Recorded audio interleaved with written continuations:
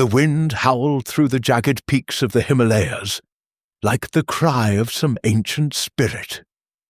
Snow lashed against the stone walls of the Temple of the Eternal Gong, perched impossibly high above the clouds. Inside the inner sanctum, the great bronze gong, said to summon the guardians of Kathmandu when struck, hung in solemn silence. At precisely 3 minutes past midnight, a single resonant note shattered the stillness. When the monks forced open the sealed door at dawn, they found Sir Reginald Cavendish slumped before the gong, his skull fractured, blood pooling beneath the sacred relic. No weapon, no footprints in the dust. The room had been locked from the inside. And yet, the gong had sounded. Hercule Poirot, visiting at the invitation of his old friend, closed his eyes and murmured, "The impossible has occurred. Therefore, mon ami, it is not impossible, it is merely ingenious." Chapter 1. The Summons from the Roof of the World. The wind that swept across the high passes of the Himalayas carried with it a keen edge sharp enough to flay the skin from a man's bones. And Hercule Poirot, wrapped in the thickest furs that London's finest tailors could devise, still felt its bite as though it sought him personally. He disliked mountains intensely. They offended his sense of order, thrusting themselves upward in chaotic peaks, draped in snow that fell without pattern or reason, defying the neat geometry of the world he preferred. Yet when the telegram had arrived at his flat in London, terse, urgent, written in a hand that trembled slightly on the page, he had set aside his distaste and undertaken the long journey eastward. "Come at once to Kathmandu," Sir Reginald Cavendish had written. "Matter of life, death, and an ancient curse. The gong must not claim another." Poirot, who believed in neither curses nor coincidences, only in the ingenuity of the human mind, had packed his valises with meticulous care and boarded the first available steamer. Captain Arthur Hastings, ever faithful, had accompanied him, grumbling good-naturedly about the hardships of travel, while secretly relishing the adventure. Together they had crossed seas, endured rattling trains through the plains of India, and finally ascended into the thin, cold air of the mountains on the backs of sturdy yaks, guided by silent Nepalese porters.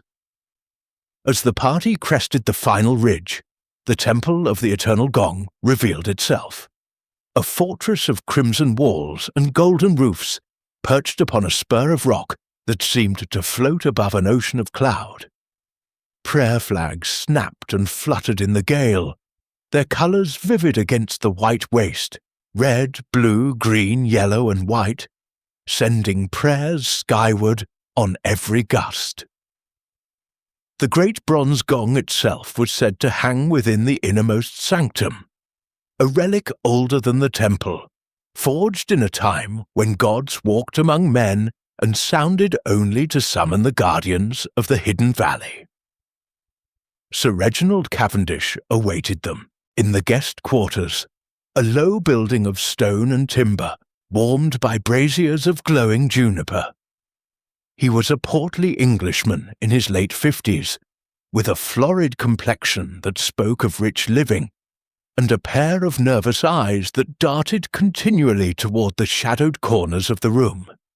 His moustache, once proudly waxed, had begun to droop, and his hands trembled as he poured yak butter tea into porcelain cups, far too delicate for such a setting. "Poirot," he said without preamble, grasping the detective's hand with clammy urgency. "Thank heaven you have come. The thing is cursed, I tell you. Every owner in the past century has met a violent end. I purchased it from a lama in Lhasa, who warned me plainly, yet I would not listen. The gong rang by itself 3 nights ago. A single deep note that reverberated through the entire temple, The monks are terrified. They say the guardians are angry." Poirot accepted the tea with a polite murmur, though he found its rancid flavour profoundly disagreeable. He set the cup aside untouched and regarded his host with calm grey eyes. "Objects do not ring themselves, Sir Reginald," he replied in his precise, faintly accented English. "Someone rings them, or something is arranged so that they appear to ring themselves. Tell me everything from the beginning." Sir Reginald paced before the brazier, the firelight casting restless shadows across his face. He spoke of his passion for antiquities, of expeditions into forbidden valleys, of the immense sum he had paid for the gong. A relic said to have been cast in the 8th century to protect the kingdom of Kathmandu from invaders. "It is magnificent," he said almost reverently. 10 feet across, green with age, inscribed with script no scholar has fully deciphered. But the curse is real. The previous owner, a Russian nobleman, was found with his skull crushed beneath it in a locked room in St. Petersburg. Before him, a German industrialist met the same fate in Berlin. Always the same, a lone, locked door, no weapon, yet struck dead by the falling mallet. Hastings leaned forward, his honest face alight with interest. "And you believe this gong sounded of its own accord?" "I heard it," Sir Reginald insisted. "We all did. At midnight, one clear note. The monks chanted for hours afterward to placate the spirits." Poirot's fingers stroked the perfect curve of his moustache. "And this is why you summoned me? To confront a supernatural agency?" Sir Reginald stopped pacing and faced the detective squarely. "I am not a superstitious man, Poirot. I am a rational Englishman, but I am also a frightened one. If there is trickery, I want it exposed. If there is something else, I must know before it is too late." That evening, as the sun bled crimson across the snows, Sir Reginald gathered his household in the long dining hall. Braziers crackled, butter lamps flickered, and the air was heavy with the scent of incense and roasting meat. Poirot observed each newcomer with the quiet intensity of a man cataloguing specimens. First came Miss Lydia Hargrove, Sir Reginald's niece and only living relative, a young woman of striking beauty, with cool blue eyes and golden hair coiled severely at her nape. She moved with the poise of one accustomed to wealth, yet Poirot noted the faint strain about her mouth, the way her fingers tightened on her teacup when her uncle spoke of the gong. Dr. Elias Thorne followed, a thin, intense man in his 40s with sharp features and burning dark eyes behind spectacles. An archaeologist of some repute, he had been cataloguing Sir Reginald's collection for months, and his hunger for the artefacts was almost palpable. Colonel Forsyth, retired from the Indian Army, strode in with military bearing, his face weathered and reddened by years beneath tropical suns. He owed Sir Reginald a considerable sum, Poirot learned later, and his joviality seemed forced, his laugh too loud.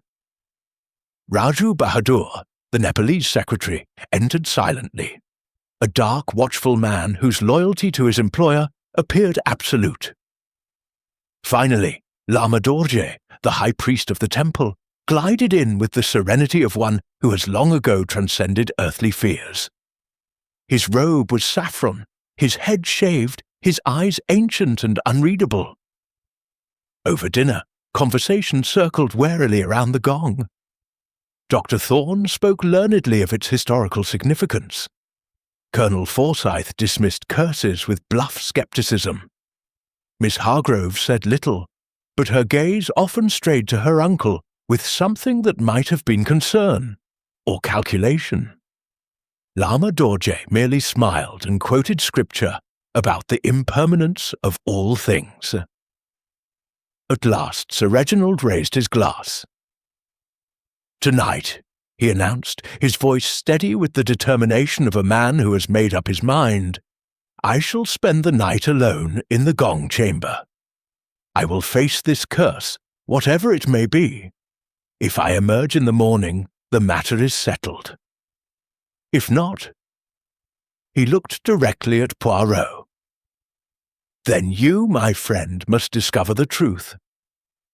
Poirot protested mildly, but Sir Reginald would not be swayed. As the party broke up, the wind howled louder outside, rattling the wooden shutters like impatient fingers. Hastings muttered to Poirot as they retired, "Dash it all, the fellow's asking for trouble." Poirot's eyes gleamed in the lamplight. "Perhaps, mon ami. Or perhaps he is forcing the hand of the one who troubles him. We shall see." At midnight, the temple fell silent save for the wind. Then, from the heart of the sanctum, a single profound note rolled forth, deep, resonant, carrying across the valleys like the voice of some immense and ancient being. The gong had sounded. By dawn, Sir Reginald Cavendish was dead. Chapter 2. The Sealed Sanctuary. The first pale light of dawn crept over the snow-clad peaks like a cautious intruder, turning the temple walls the colour of dried blood. The foot monks had risen hours earlier for their devotions, but when the great door to the inner sanctum remained bolted from within, and no sound came from Sir Reginald Cavendish, unease spread through the corridors like incense smoke. Lama Dorje himself led the party that forced the heavy iron latch, his aged face betraying no emotion, as the door swung inward on protesting hinges. A collective intake of breath greeted the sight within. Sir Reginald lay on his back beneath the immense bronze gong, his eyes staring sightlessly at the vaulted ceiling. The back of his skull had been crushed with terrible force. Dark blood had pooled and frozen in the cold night air, spreading across the stone floor in a pattern that resembled nothing so much as a shattered lotus. The mallet that normally hung beside the gong lay innocently on its silk cushion, untouched. No weapon was visible. The single high window, narrow as an arrow slit, admitted only a thin blade of light, and was far too small for any man to pass through. Most peculiar of all, the dust of centuries upon the floor showed no footprints save those of the victim himself, leading from the doorway to the spot where he had fallen. Hercule Poirot entered the chamber last, his small, neat figure incongruous amid the vastness of the sanctum.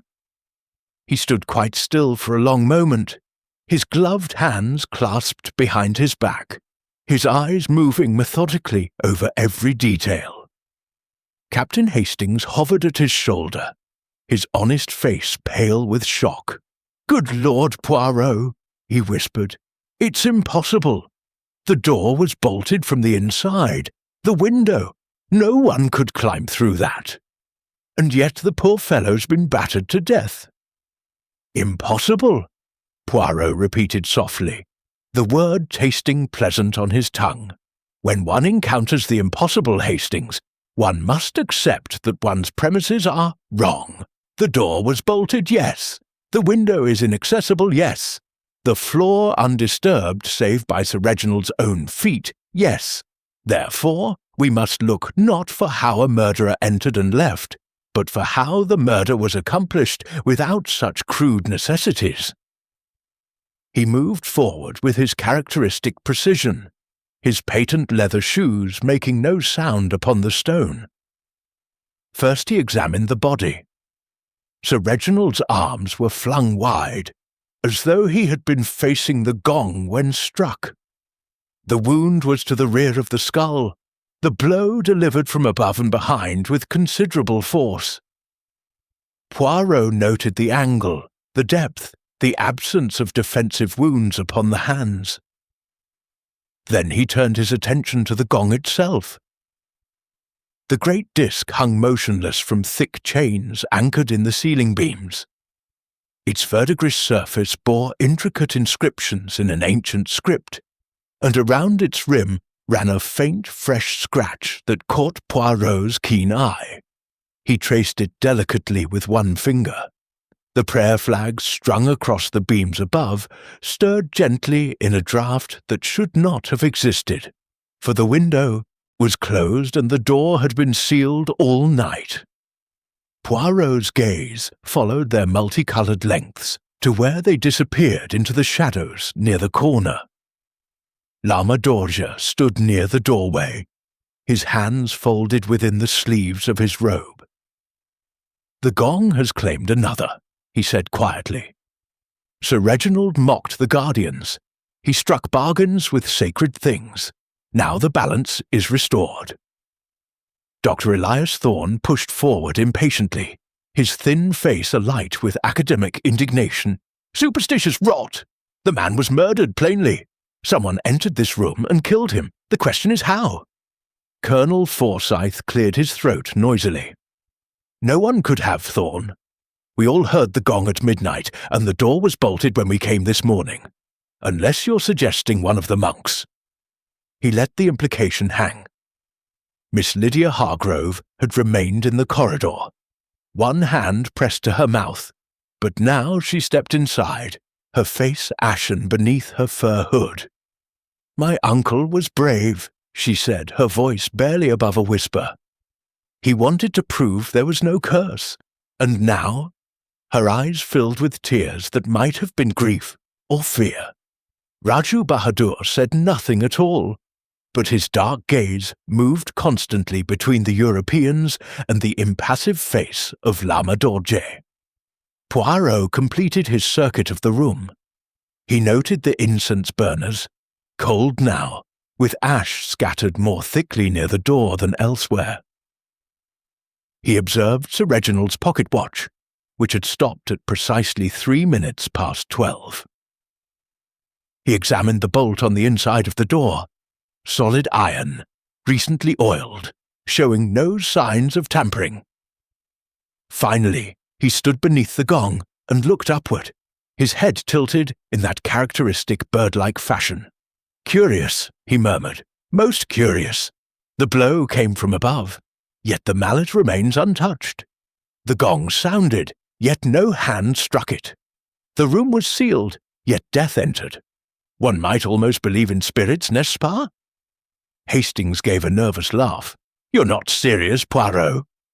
Poirot's eyes twinkled. "I am always serious about murder, mon ami. Come, we will question everyone as to their movements last night, and then—" He glanced once more at the prayer flags overhead. "Then Hercule Poirot will make this room reveal its secrets." As they filed out into the corridor, the monks began their low, mournful chanting for the dead. The sound followed Poirot like an accusation, but he walked with the calm assurance of a man who has already begun to see the shape of truth beneath the veil of impossibility. The Gong of Kathmandu had sounded its fatal note, but Poirot intended to prove that the hand which set it ringing had been all too human. Chapter 3. Shadows of Motive. The temple corridors echoed with the low murmur of chanting monks. As Hercule Poirot withdrew to the small chamber set aside for his use, a sparse room warmed only by a single brazier and lit by the flickering glow of butter lamps. Outside, the wind continued its ceaseless assault upon the walls, driving fine granules of snow through every crevice so that the air itself seemed laced with ice. Captain Hastings paced restlessly before the narrow window, his breath fogging the glass as he stared out at the white wilderness beyond. "I can't make head or tail of it, Poirot," he declared at last, turning with the air of a man who has held his tongue as long as humanly possible. "Locked door, bolted from the inside, no weapon, no footprints, dash it all. It's like one of those medieval tales of sorcery. And yet you stand there as calm as if you were in your own sitting room in London." Poirot, seated upon a low wooden stool and meticulously arranging his dressing case upon a small table, did not look up immediately. He adjusted a bottle of eau de cologne to perfect alignment with its neighbours before replying. Calm, Hastings, is the product of order, and order begins with understanding motive. A man does not die in so elaborate a fashion without powerful reason. We must discover who profited from Sir Reginald's death, who feared him, who hated him. Then, and only then, will the method reveal itself. He rose and smoothed his moustache before a tiny mirror. Come, we shall speak with each of our little company in turn, and we shall listen not only to what is said, but to what is not said. They began with Miss Lydia Hargrove, whom they found in the women's guest wing, seated upon a cushioned bench beneath a Thanka painting of fearsome deities. She had changed from her travelling clothes into a simple woolen dress of deep blue, and her golden hair was unbound, falling in soft waves about her shoulders. Grief had etched faint lines about her eyes, yet Poirot noted the steadiness of her hands as she folded and refolded a lace handkerchief. "Monsieur Poirot," she began, her voice low and controlled, "I still cannot believe he is gone. My uncle was the only family I had left. He brought me out from England 2 years ago, after my parents died, gave me a home, a purpose. And now—" She pressed the handkerchief to her lips for a moment. "They say the room was locked, that no one could have entered. Do you believe in the curse?" Poirot regarded her with gentle sympathy. "I believe, mademoiselle, in the ingenuity of the human mind. Tell me, your uncle spoke last night of facing the curse alone. Did he seem afraid?" She hesitated. "He was agitated. For weeks he had been receiving anonymous letters, warnings to return the gong, threats of what would happen if he did not. He laughed at them at first, but lately I think he began to fear they came from someone close. Someone here. And you, mademoiselle, what will become of you now?" A faint flush coloured her cheeks. Uncle was revising his will. He had grown angry with me. I had argued with him about selling parts of the collection to pay his debts. He threatened to leave everything to the British Museum. If he died before signing the new document— She met Poirot's gaze steadily. "I inherit everything under the old will. You may draw your own conclusions, monsieur. But I did not kill him. I was in my room all night. The monk who brought my evening tea can confirm I retired early." Poirot bowed slightly and withdrew, his expression thoughtful.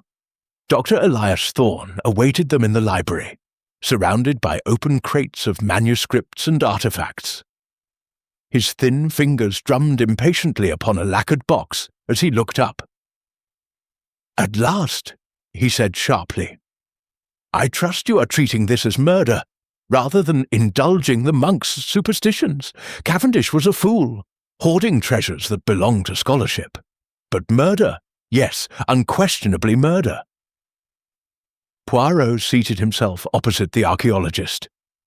"You coveted something in particular, I think. The lost sutras of Naropa, perhaps." Thorne's eyes narrowed behind his spectacles. "Perceptive, monsieur. The only complete manuscript known to exist. Priceless. Cavendish refused to sell, refused even to allow proper study. He mocked me, said collectors like him preserved history, while academics merely scribbled about it. Yes, I wished him dead 100 times. But I did not kill him. I was reading in my room until late. Colonel Forsyth can confirm we shared a nightcap around 11. Colonel Forsyth, when summoned to the refectory where the monks took their simple meals, blustered and blew like a man caught in an uncomfortable draught. His weathered face grew redder than usual as he poured himself a generous measure of brandy from a flask he carried. "Damned unpleasant business," he barked. "Cavendish was a good sort, for all his eccentricities. Lent me money when I was in a tight spot. £5,000, and never a word of reproach until recently. started pressing for repayment, threatened to sell my IOUs if I didn't settle by spring. Ruination, pure and simple. But murder? Good Lord, no. I'm a soldier, not an assassin. And last night, Colonel. Played cards with Thorn until nearly 1. Heard the gong at midnight. Gave us both a start, I can tell you. Went to bed directly after. My bearer can confirm. Raju Bahadur, the secretary, received them in a small office filled with ledgers and correspondence. He stood respectfully as they entered, his dark eyes watchful. I served Sir Reginald faithfully for 7 years, he said in careful English. He treated me well. The gong is sacred to my people. To remove it from its temple was sacrilege. Many believed the guardians would punish the thief, but I would never take life. I slept in the servants' quarters. Many can vouch for me. Finally, they sought Lama Dorje in the main prayer hall, where rows of monks sat cross-legged, turning prayer wheels and intoning sacred syllables. The old priest received them with serene courtesy, gesturing for them to sit upon cushions before a golden statue of the Buddha. The gong has protected this valley for centuries, he said softly. Those who steal sacred things invite destruction upon themselves. Sir Reginald knew the warnings. He chose to ignore them. Now balance is restored. Poirot studied the priest's tranquil face, yet someone ensured that balance was restored in a very particular way, Your Holiness. A blow to the head in a sealed room. Not the work of spirits, I think. Lama Dorje merely smiled. All things are possible to those who understand the hidden paths. As Poirot and Hastings returned to their chamber, the detective paused in the corridor, his gaze distant. You see, Hastings, motives abound. The niece who stood to lose her inheritance or gain it. The scholar consumed by desire for knowledge. The soldier drowning in debt. The secretary torn between loyalty and faith. The priest defending the sacred. And beneath it all, the anonymous letters Miss Hargrove mentioned. Someone wished Sir Reginald to fear before he died. Hastings scratched his head. But the locked room, Poirot. How could any of them? Poirot raised a delicate hand. Patience, mon ami. Tomorrow I return to the chamber. There is something I must examine more closely. Something above, not below, and tonight?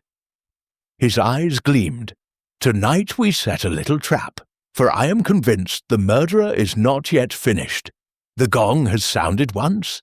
It may sound again. Outside, the snow began to fall more heavily, blotting out the peaks until the temple seemed the only solid thing in a world of white uncertainty. Chapter 4. The Vanishing Heiress. The afternoon light, thin and cold as watered milk, filtered through high-latticed windows into the temple's main hall, where Hercule Poirot stood examining a row of ancient prayer wheels, spinning each slowly with gloved fingers, as though testing the balance of the world itself. The discovery of fresh clues in the gong chamber, the faint scratch upon the rim, the uneven scattering of incense ash, the prayer flags that stirred when no draught should exist, had set his little grey cells humming with quiet satisfaction. Yet satisfaction was far from complete. Threads had been gathered, but the pattern remained elusive. Captain Hastings, ever impatient, hovered nearby, his breath visible in the chill air. I still don't see how it was done, Poirot, he said for perhaps the 10th time that day. A blow from above, you say, yet the mallet never left its cushion. And those flags, do you truly believe someone climbed among the beams like some confounded acrobat? Poirot permitted himself a small smile. Not climbed, mon ami. Not in the way you imagine. But come, we must speak again with Miss Hargrove. She mentioned anonymous letters. I wish to see them. They turned toward the women's guest wing, their footsteps echoing along the stone corridor, when a sudden, sharp cry rang out A woman's voice, high with terror, cut off almost as soon as it began. Hastings started forward instinctively, but Poirot was already moving with surprising swiftness for so compact a man. The cry had come from the direction of the storerooms beneath the temple proper, a warren of dim chambers used for provisions and spare robes. They reached the lower level to find a knot of agitated monks clustering around a heavy wooden door. Lama Dorje was already there, his calm unbroken even now, directing two younger monks to force the iron latch. The door swung open to reveal a small, windowless cellar, lit only by a single butter lamp that guttered wildly in the disturbed air. Miss Lydia Hargrove lay upon the flagged floor, bound hand and foot with strips torn from a monk's robe, a gag of the same saffron cloth tied tightly across her mouth. Her eyes, wide and dark with fear, fixed upon Poirot as he knelt beside her. "Quickly," he ordered, and Hastings drew his pocket-knife to cut the bonds. She gasped as the gag was removed, drawing in great shuddering breaths, while colour slowly returned to her pale cheeks. "It was a masked figure," she whispered when she could speak. "I had come down to fetch a shawl from my trunk. My room grows so cold at night, and someone seized me from behind. I smelled incense, strong and cloying, and then darkness. When I woke, I was here, tied like a criminal." Poirot helped her to her feet, his touch gentle but his eyes keen. "You saw nothing of your attacker? No glimpse of face or form?" "Nothing.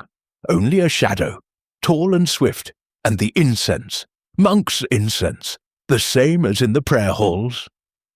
Dr. Elias Thorne appeared in the doorway, drawn by the commotion, his sharp features tightened with what might have been concern or calculation.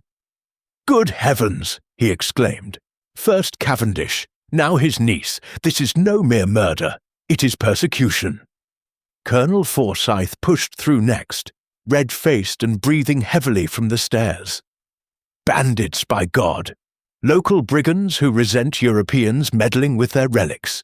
We should arm ourselves." Lama Dorje raised a hand for silence. "No bandits have entered these walls in living memory. The temple is protected." "Protected?"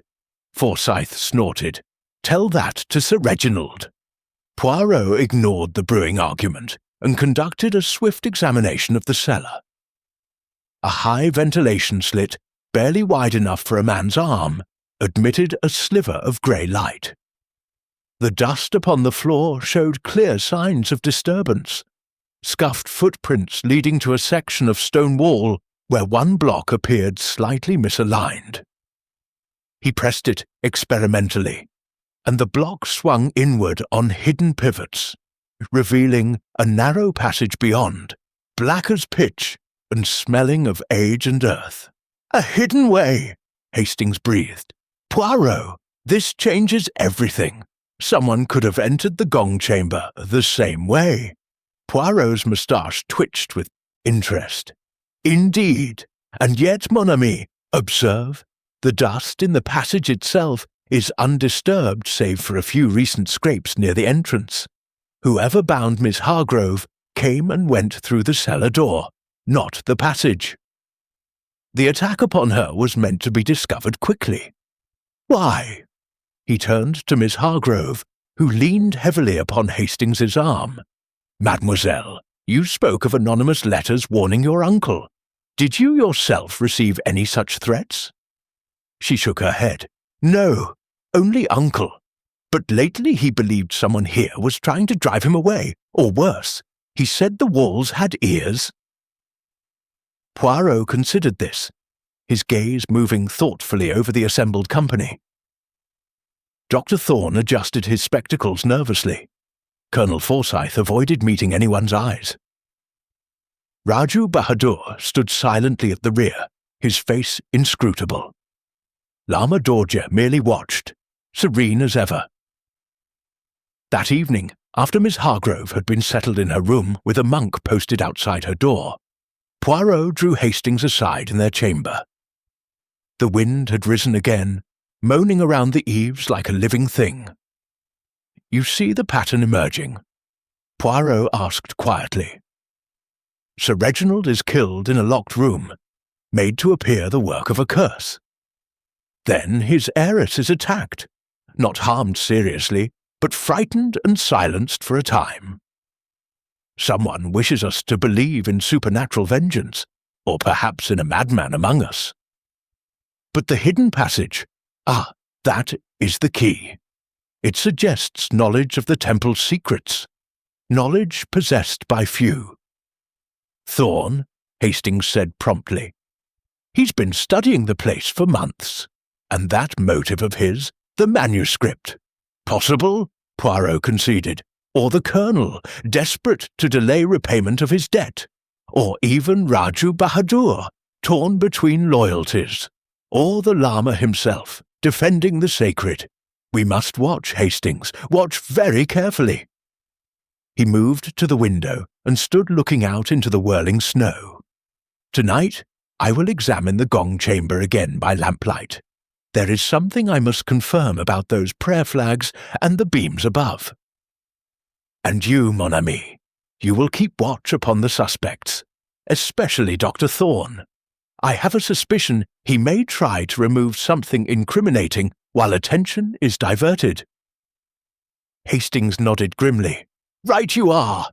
But dash it, Poirot, this place gets under a fellow's skin. All these shadows and chanting. Half the time I expect to see a ghost drift round the corner." Poirot turned, his eyes bright in the lamplight. "Ghosts, Hastings? No, only men who hide behind the trappings of ghosts. And Hercule Poirot is not deceived by trappings." Yet even as he spoke, a faint metallic creak echoed from somewhere deep within the temple, a sound almost like the distant shifting of a great suspended weight. The gong, perhaps, settling in its chains, or something else preparing to sound again in the darkness. Chapter 5. The trap night settled over the temple of the eternal gong. Like a heavy velvet shroud, the wind at last easing into a low, mournful sigh that wandered through the courtyards and rattled the prayer flags on distant roofs. The monks had completed their evening devotions, and the great halls fell silent save for the occasional creak of timber contracting in the cold. Hercule Poirot, however, was far from ready to sleep. He moved through the corridors with the soft-footed precision of a cat, a small electric torch in one hand and a ball of fine twine in the other. Captain Hastings followed close behind, carrying a storm lantern shaded to a narrow beam. They reached the gong chamber without encountering another soul. The heavy door stood ajar as the monks had left it, the seals broken since morning. Inside, the vast bronze disc hung motionless, its verdigris surface gleaming dully in the lamplight like the hide of some ancient beast. The blood upon the floor had been covered with a clean white cloth out of respect, but the air still carried the faint metallic tang of death. Poirot wasted no time. First he scattered a thin layer of fine rice flour across the entire floor, brought from the temple kitchens for precisely this purpose. The white powder lay smooth and undisturbed, a perfect field for revealing any footfall.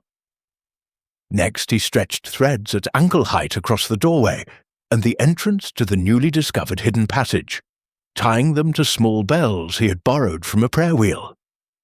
Any intruder would announce himself unmistakably. Finally, he turned his attention to the ceiling beams. A short wooden ladder, used by the monks for cleaning and hanging fresh flags, stood in one corner. Poirot climbed it with surprising agility for one so fastidious about his clothing, his torch clenched between his teeth. Hastings held the lantern aloft, illuminating the crisscross of ancient timbers and the bright rectangles of prayer flags strung between them. "Observe, Hastings," Poirot murmured, his voice muffled by the torch. The flags are not merely decorative. They conceal. See here, along this beam, a groove has been worn, shallow but recent, and here. He traced a thin line that ran parallel to the flags, barely visible, disappearing toward a small hole drilled near the edge of the ceiling. A wire, mon ami, or something very like it. Removed in haste, perhaps, but the marks remain. Hastings peered upward, his face a study in bewilderment. A wire? To do what? To strike the gong from afar, Poirot replied, descending the ladder with care. Imagine. A thin, strong wire, looped around the gong's frame, led along the beams, disguised among the flags, and passed through that hole to the outer platform where new flags are hung.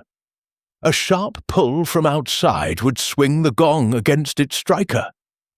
The sound would draw Sir Reginald beneath it, curious, perhaps alarmed, and then— He did not finish. Instead, he positioned himself and Hastings in the deep shadow of a carved pillar, extinguished the lantern, and settled to wait. The chamber fell into profound darkness, broken only by the faint glow of moonlight through the high window. Hours passed. The cold deepened until their breath hung in the air like smoke. Hastings shifted occasionally, trying to ease cramped limbs. But Poirot remained motionless, his eyes fixed upon the pale expanse of flour on the floor.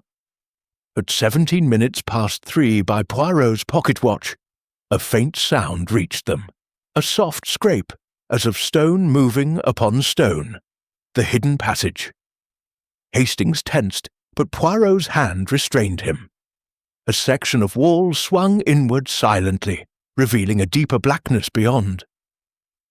A figure emerged cloaked in a monk's robe, hood drawn forward to conceal the face.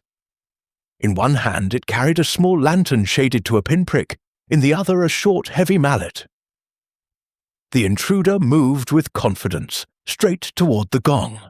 He or she raised the mallet as though to strike the great disc, perhaps to create another supernatural manifestation. But then the figure froze. The thin beam of the lantern swept across the floor and caught the white gleam of the flower, the glint of the threads across the doorway. For a heartbeat, the chamber was utterly still. Then the figure whirled, lantern extinguished, and plunged back toward the hidden passage. The bells chimed sharply as threads were broken, but the intruder was already gone, the stone panel swinging shut behind him. Poirot sprang forward with remarkable speed, his torch flashing on. The flower showed clear footprints, leading not from the passage entrance as expected, but descending from the beams above, where a few grains still drifted down like snow. The intruder had been in the chamber all along, concealed among the rafters, waiting for the room to be empty. "Quickly, Hastings!" Poirot cried. "The outer platform!" They raced from the chamber, along a side corridor, and out into the biting night air. The platform used for hanging prayer flags jutted from the temple wall high above a dizzying drop. Fresh snow lay upon it, but footprints, clear and hurried, led to the edge and then back toward a small service door. The tracks ended there, the snow brushed smooth, as though someone had taken care to conceal the final direction. Poirot knelt, examining the platform's edge. A small iron ring had been driven into the stone, almost hidden beneath a pile of frozen flags. Scratches around it spoke of recent use. "Here the wire was anchored," he said softly, pulled taut from within the chamber, then released to sound the gong. The murderer then descended through the hidden passage, known only to those who have studied the temple deeply, and delivered the fatal blow while Sir Reginald stood transfixed beneath the disc. Afterward, the wire was removed, the mallet hidden or disposed of. Ingenious, diabolically ingenious. Hastings stared at him in dawning, Comprehension.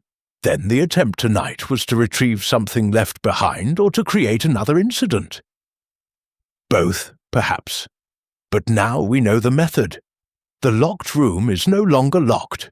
It has a door in the ceiling, accessible to one who understands mechanics and has time to prepare. Poirot rose, brushing snow from his gloves. Tomorrow, mon ami, we search the rooms of our suspects for wire, for tools, for traces of flour upon boots or clothing, and we watch Dr. Thorne most carefully. For who else has spent months mapping every beam and passage of this temple? As they turned back toward the warmth of the interior, a low, distant rumble echoed through the valleys. Thunder, perhaps, or an avalanche far away. But to Hastings it sounded disturbingly like the gong itself, murmuring in its chains, not yet satisfied. The trap had been sprung, yet the prey had escaped, for now. Chapter 6. The manuscript of Lies Dawn broke cold and clear over the Himalayas, the snow on the high peaks turning rose and gold as the first rays of sun struck them. Inside the temple, however, the atmosphere remained heavy with suspicion and unspoken accusation. Hercule Poirot had risen early, as was his habit, and after a meticulous toilette and a cup of coffee, prepared to his exact specifications, he set about the systematic searching of rooms. Captain Hastings accompanied him, carrying a small leather case containing the tools of detection: magnifying glass, tape measure, envelopes for samples. They began with Dr. Elias Thorne's quarters, entering while the archaeologist was absent at breakfast. The room was a chaos of papers, rubbings, and half-unpacked crates, evidence of a mind obsessed. Poirot moved with quiet efficiency, his gloved hands disturbing nothing unnecessarily. In a drawer beneath a stack of notes on Tibetan iconography, he found what he sought: a coil of thin copper wire, strong yet flexible, identical in gauge to the marks he had observed on the gong chamber beams. Beside it lay a pair of small pliers and a folded scrap of red silk that matched exactly the torn fragment caught on the nail near the hidden passage. "Thorne," Hastings said triumphantly, holding up the wire. "This proves it, surely." Poirot's expression remained grave. "It proves opportunity, mon ami, and preparation, but not yet the act itself. Observe, there is more." Beneath the bed, wrapped in an old newspaper, lay the mallet. Short-handled, heavy, its striking face stained darkly with what could only be blood.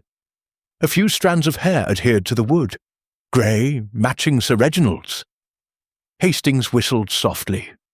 "By Jove, he kept it, the fool!" "Not foolishness," Poirot corrected gently. "Arrogance. The belief that no one would dare search the room of a scholar. Come, we will leave everything as we found it for now. Confrontation must wait until the picture is complete." They proceeded to Colonel Forsyth's room, where they discovered fresh mud on a pair of boots. Mountain mud, dark and sticky, quite unlike the clean snow of the temple paths. In a locked dispatch case, forced open with a paper knife, Poirot found a bundle of letters from Sir Reginald, calling in the debt with increasing urgency. One, dated only a week prior, threatened legal action and public exposure. The Colonel, it seemed, had lied about the extent of his desperation. Miss Hargrove's room yielded nothing incriminating, only the anonymous letters she had mentioned, written in a spidery hand on cheap paper: "Return the gong, or suffer the fate of all thieves." Poirot pocketed one for later comparison. Raju Bahadur's sparse quarters contained nothing but ledgers and a small shrine to Ganesh. Lama Dorje, when politely asked, allowed his cell to be searched without protest. It held only prayer books and a string of mala beads.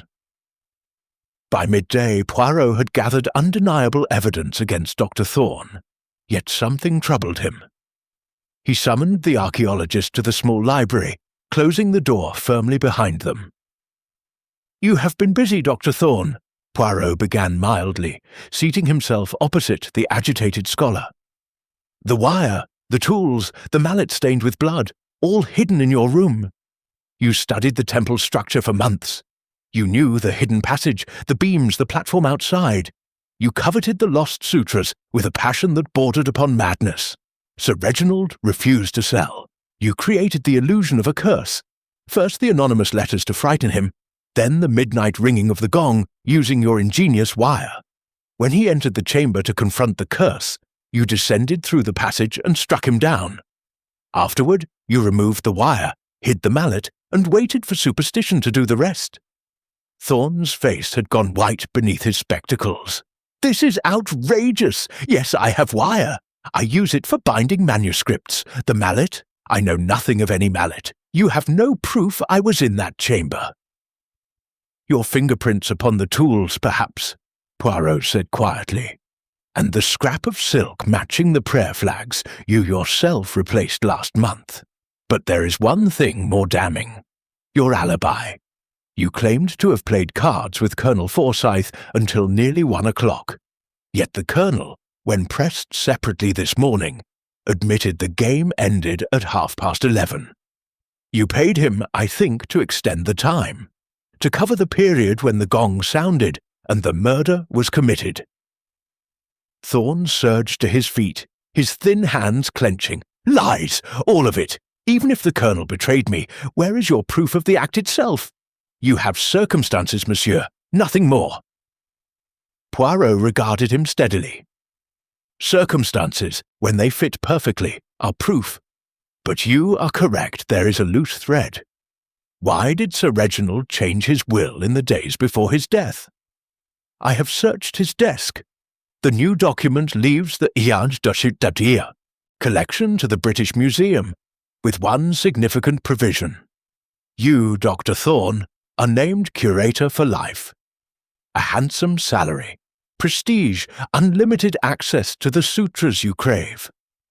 Murder was not merely to possess the manuscript, it was to secure your future. Sir Reginald discovered your anonymous letters, perhaps, or your tampering with the gong. He threatened exposure. You acted to silence him forever." Thorne laughed, a harsh, brittle sound. "Fantasy! Pure fantasy! Prove it in a court of law, little man. You cannot." Poirot inclined his head. "Perhaps not yet. But Hercule Poirot does not require a court. He requires only the truth. And the truth, Dr. Thorne, has a way of revealing itself completely in the end." He rose and moved to the door. "You will remain within the temple precincts. I have asked Lama Dorje to ensure it. Attempt to leave, and the authorities in Kathmandu will be informed." Thorne sank back into his chair, his defiance crumbling into something that might have been fear. As Poirot rejoined Hastings in the corridor, the captain asked eagerly, "Well, did he confess?" "Not yet, but he will. The net tightens. Yet one thing puzzles me still. The Colonel's ready betrayal this morning. He gave up Thorne's alibi with surprising ease. Fear, or something deeper?" Hastings frowned. "You don't think the Colonel—" Poirot raised a hand. "I think nothing yet. But tomorrow, mon ami, we assemble everyone in the gong chamber itself. There Hercule Poirot will demonstrate exactly how the impossible was accomplished, and who accomplished it." Outside, the sun climbed higher, striking brilliant reflections from the snow. But within the temple, shadows lengthened, and the great gong hung silent, waiting for the final revelation that would banish the curse forever, or confirm that the darkest spirits were human after all. Chapter 7. The Colonel's Confession. The short Himalayan day drew swiftly to its close, the sun dipping behind the western peaks and plunging the temple into a twilight of deep indigo shadows. Braziers were lit along the corridors. their juniper smoke curling lazily toward the vaulted ceilings, but the warmth they offered seemed feeble against the chill that had settled upon the European guests. Dr. Elias Thorne had been confined to his room under the discreet watch of 2 sturdy monks, his protests growing fainter as the hours passed. Poirot, however, was not yet ready for the final gathering. One strand of the web still eluded him, and he intended to secure it before nightfall. He found Colonel Forsyth in the small smoking room that overlooked the inner courtyard, a half-empty glass of brandy at his elbow, and a cigar smouldering, forgotten in a brass tray. The Colonel's ruddy face had taken on an ashen hue, and his eyes, when they met Poirot's, held the haunted look of a man who has stared too long into an abyss of his own making. "Sit down, Colonel," Poirot said quietly, closing the door behind him. "It is time we spoke plainly, you and I." Forsyth attempted a bluster. "Damned if I know what you mean, Poirot. Bad business all round, but I've nothing to hide." Poirot seated himself opposite, his small hands folded neatly in his lap. "On the contrary, mon Colonel, you have hidden a great deal. This morning, when I questioned you privately, you abandoned Dr. Thorne's alibi with surprising speed. You told me the card game ended at 11:30, not 1 o'clock as you both claimed. Why?"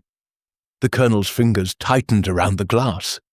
"Look here, Please," Poirot interrupted gently. "Let us not waste time with denials. You owed Sir Reginald £5,000, a debt of honour that had become a chain. He pressed for repayment. You could not pay. Then Dr. Thorne approached you, I think. He needed an alibi for the critical hour. In exchange, he offered to settle the debt himself, perhaps even to pay you a little more. A tempting bargain for a desperate man." Forsyth's shoulders sagged. He took a long swallow of brandy before speaking, his voice low and hoarse. "You're the devil himself, Poirot. Yes, Thorne came to me a fortnight ago. Said he had a plan to frighten Cavendish into selling the sutras, or if necessary, to remove him altogether. He needed someone to vouch for his presence elsewhere when the deed was done. In return, he would pay off my debt and give me £1,000 besides. I thought it was all talk, scholarly spite, nothing more. When the gong sounded that night, and Cavendish was found dead, God help me, I realized it was murder, but I kept silent. The money appeared in my room the next day, banknotes in an envelope. I was in too deep to back out." Poirot nodded, his expression unchanging. "And this morning, when I pressed you, you betrayed Thorne. Why?" Forsyth laughed bitterly. "Because I'm a coward, sir. When you began finding wires and mallets and God knows what, I saw the hangman's rope dangling for both of us. Thorne is a cold fish. He would drag me down with him without a second thought. I decided to save my own skin. You realize, of course, that by accepting payment, you became an accessory after the fact." The Colonel's face crumpled. "I know it. I've been a soldier all my life. Fought in France, in Mesopotamia. Never thought I'd end my days shielding a murderer. Do what you must, Poirot. I'll make a clean breast of it to the authorities." Poirot rose. "That will not be necessary immediately. Your confession completes the picture. Dr. Thorne acted alone in the physical commission of the crime, but you gave him the cloak of respectability he required. Tomorrow, in the Gong chamber, all will be revealed. You will repeat what you have told me. It will be less painful for everyone if the truth comes willingly." Forsyth nodded dully, staring into his glass. "And Miss Hargrove? Will she press charges over the debt? That, mon Colonel, is for her to decide. But a man who confesses freely often finds mercy where he least expects it." Poirot left the room without another word, closing the door softly behind him. In the corridor, he paused, his eyes distant.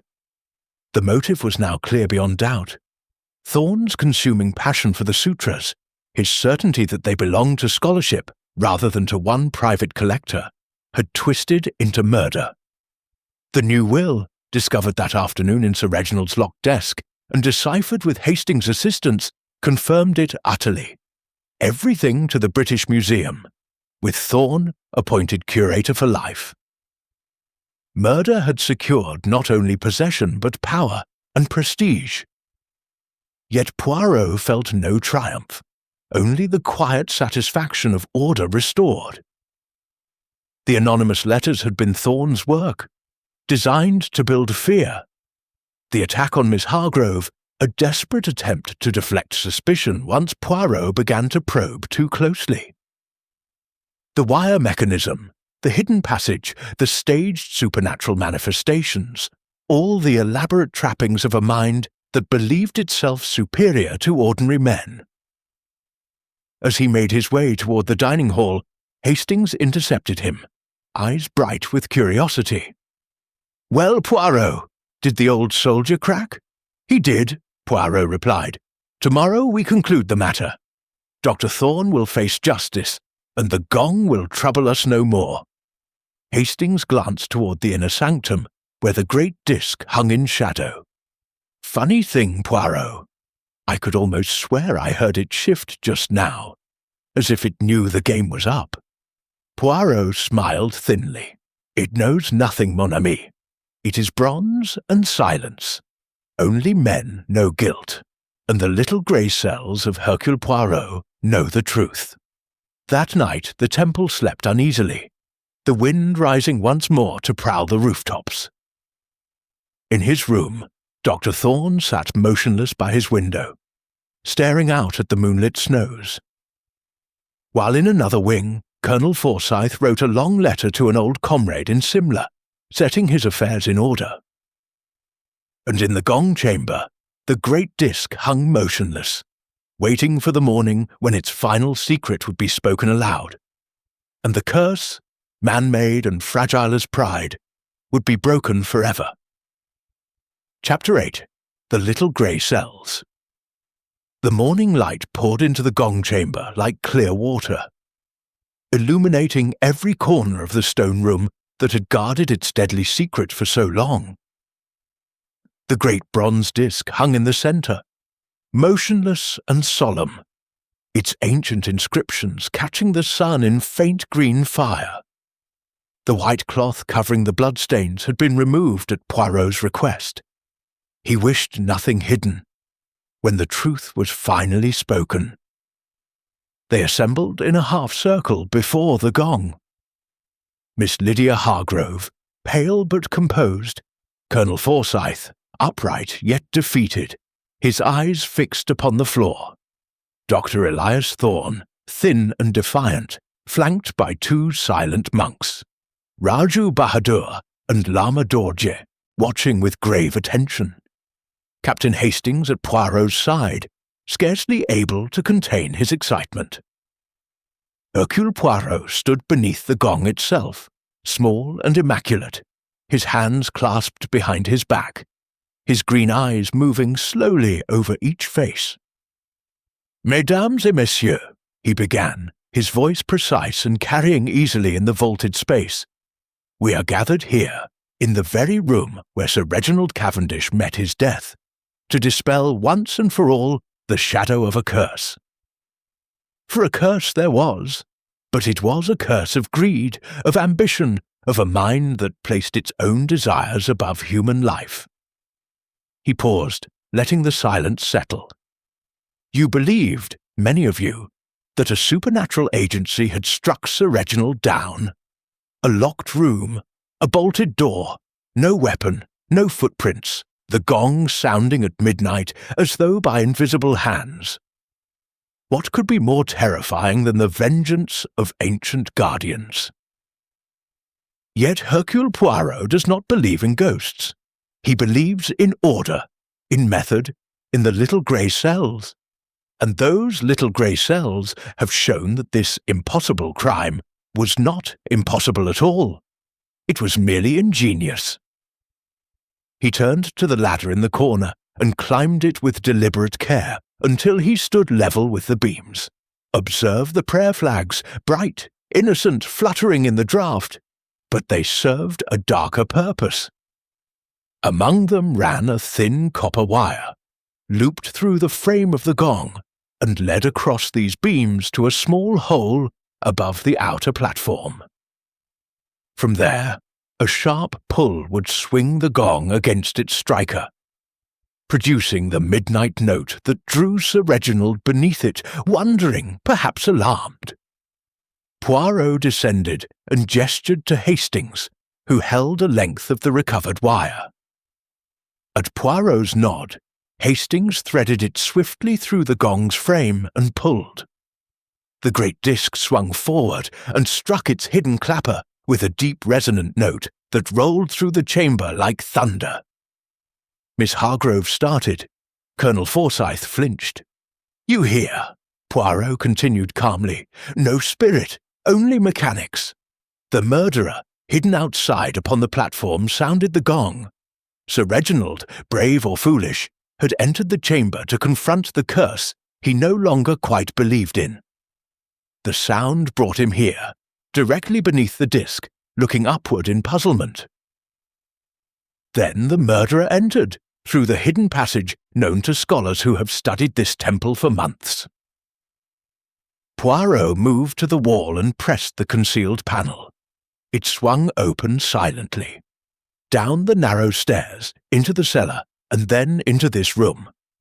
While Sir Reginald stood transfixed, one swift downward blow with a heavy mallet to the back of the skull. The wire was then detached and removed, the mallet concealed. The murderer returned the way he came, and the room was sealed once more, with death inside. He faced them squarely. "That murderer is Dr. Elias Thorne." A gasp escaped. "Miss Hargrove." Thorne himself stood rigid, his lips curled in a sneer.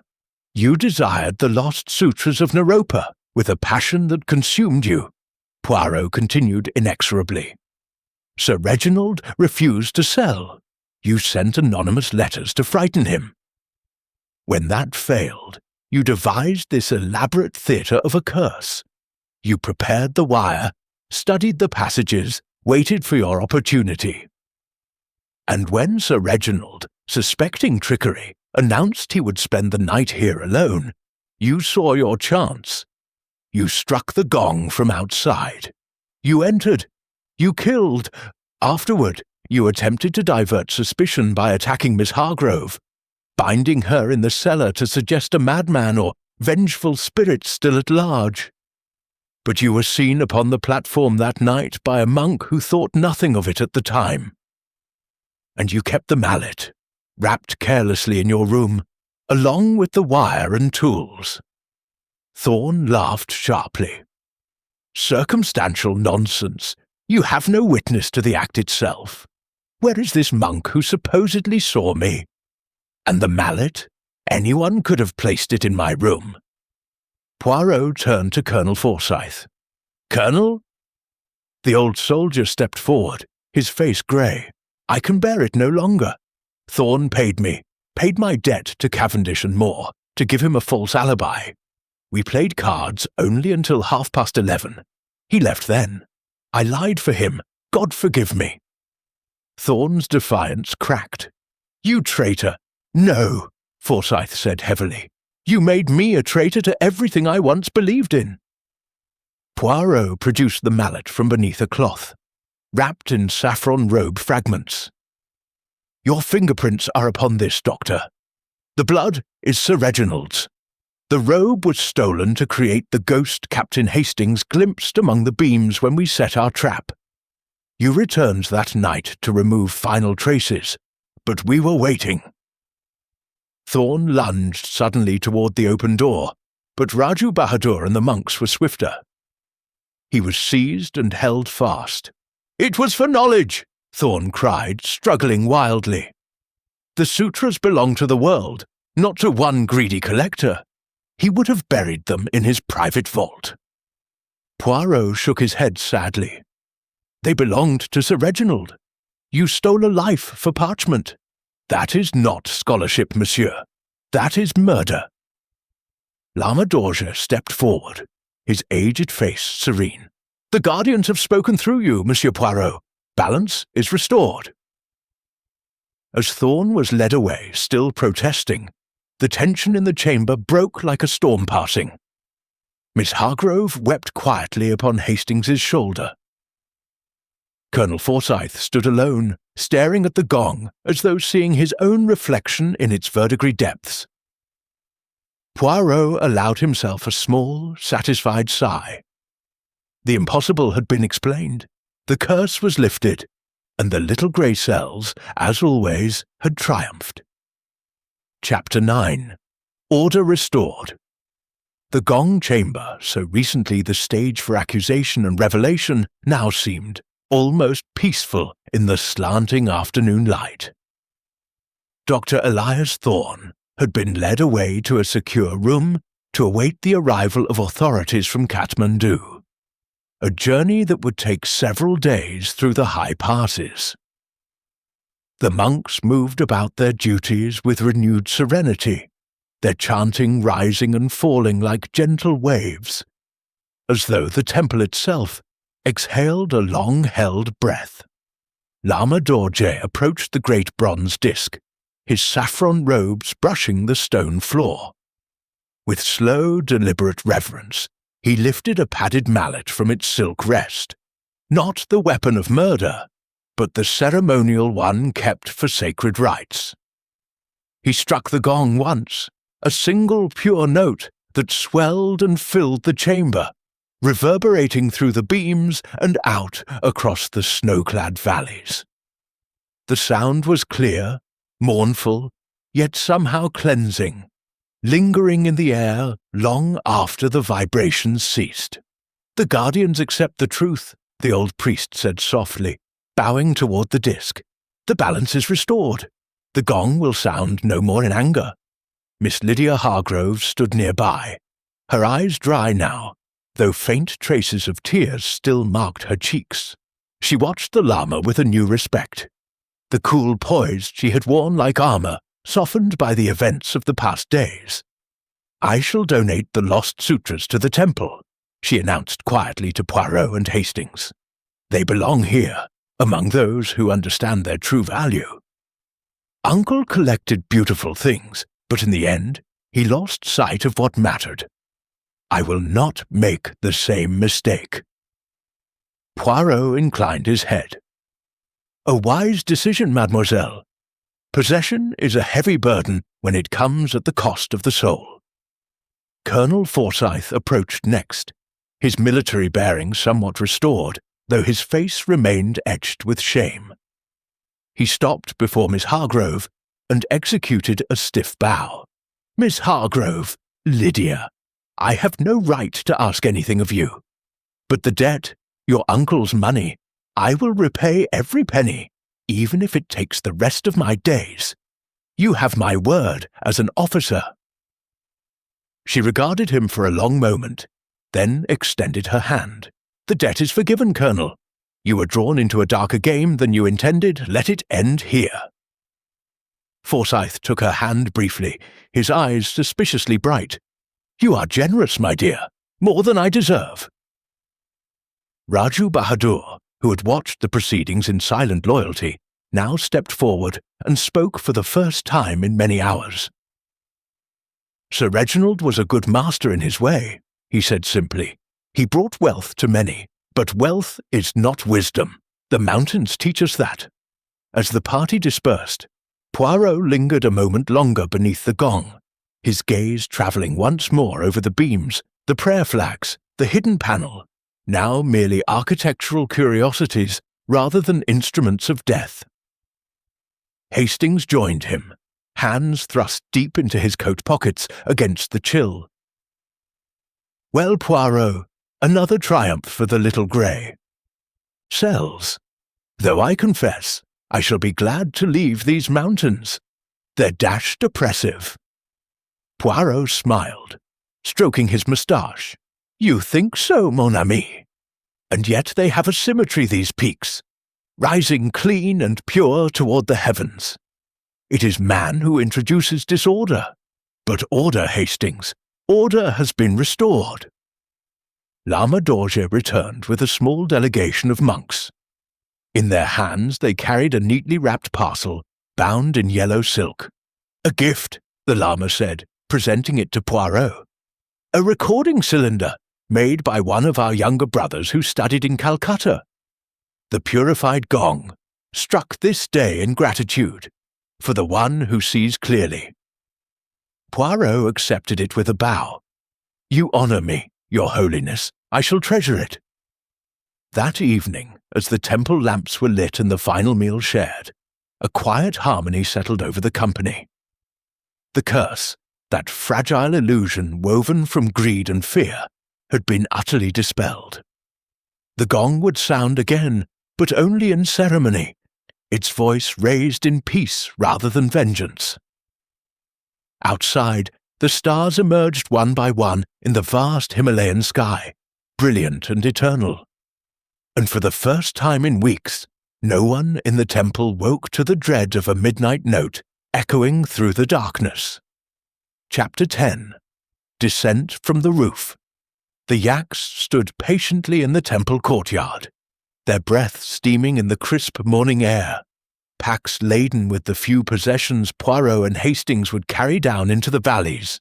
The sky arched overhead, a deep and flawless blue, the high peaks glittering with fresh snow, as though the mountains themselves bid a serene farewell.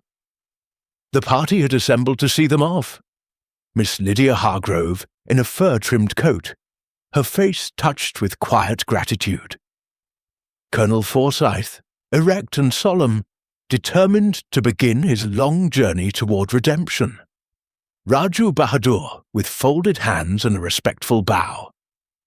Lama Dorje, serene as ever, a string of prayer beads moving slowly through his fingers.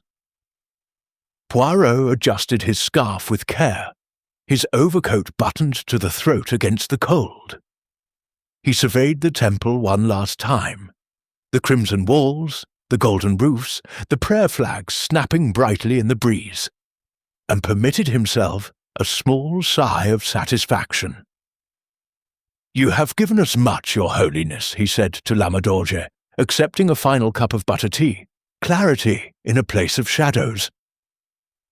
The old priest smiled gently. "And you have given us truth, Monsieur Poirot. The gong is silent now, and at peace." Miss Hargrove stepped forward, extending a gloved hand. "I can never thank you enough. Uncle's death was a tragedy, but you have lifted a greater weight from us all. If you ever return to these mountains—" Poirot bowed over her hand. "One never knows, mademoiselle. But Hercule Poirot prefers the order of cities, pavements straight, streets numbered, crimes committed in drawing rooms rather than among clouds." Hastings laughed, swinging up onto his yak with less grace than he would have liked. "Speak for yourself, Poirot. I rather enjoyed the adventure, though I shan't miss the yak butter in my tea." The little caravan moved off at last, guided by porters down the winding path that switchbacked through rhododendron forests just beginning to show the first crimson buds of spring. The temple dwindled behind them, its golden roofs catching the sun like beacons, until it vanished altogether among the mists. As they descended, the air grew warmer, the snow giving way to green terraces and the distant tinkle of bells from village herds. Hastings rode alongside Poirot, his honest face thoughtful. "Tell me truly, old chap, will you miss it at all? The roof of the world, the mystery, the gong?" Poirot considered, his eyes upon the path ahead. "Miss it? No, Hastings. I prefer symmetry, neatness, the little grey cells untroubled by altitudes that make the head swim. And yet," he paused, a faint smile curving his lips, "the gong was magnificent, a worthy puzzle. One does not encounter such ingenuity every day. Weeks later, in the comfortable familiarity of his London flat, a parcel arrived by post, wrapped in yellow silk and sealed with red wax. Poirot opened it carefully to reveal the recording cylinder Lama Dorje had promised. He placed it upon his gramophone, lowered the needle, and sat back in his armchair. A single pure note filled the room. Deep, resonant, rolling like distant thunder across invisible valleys. It lingered, faded, and was gone. Poirot closed his eyes for a moment, listening to the silence that followed. "Magnificent," he murmured again. Then, with characteristic precision, he labelled the cylinder, "The Gong of Kathmandu Purified," and placed it carefully upon a shelf beside other mementos of cases concluded. Outside, London traffic rumbled past, orderly and predictable. Poirot poured himself a small glass of tisane, adjusted his moustache before the mirror, and turned his mind toward the next problem awaiting the attention of the little grey cells. The mountains were far away. The curse was broken.